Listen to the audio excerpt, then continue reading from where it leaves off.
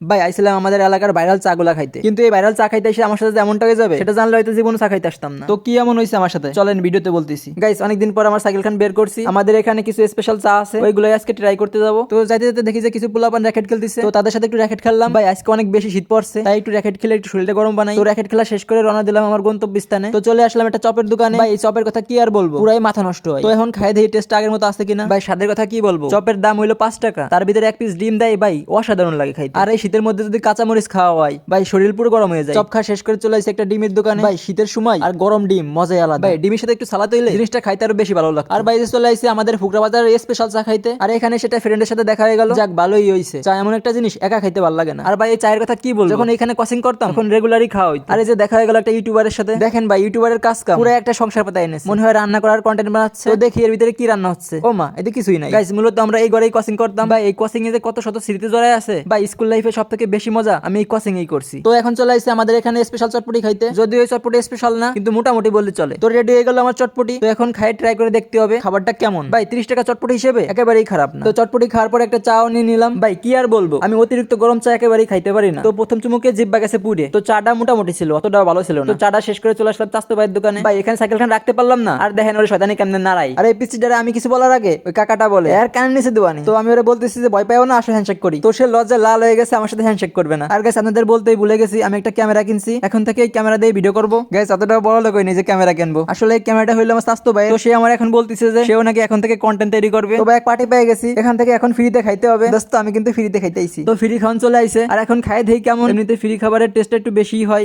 ফাও খাইতে চলে আইছে। ভাই খাইছে একটু জালমুড়ি, এখন টাকাও চাইতেছে, যে টাকা না দিয়ে গেলে আমার চাইতে দেবেন, আমার হাত ধরে রাখছে। ভাই মানবতা কোথায়, খাওয়ায় আবার টাকাও চাই।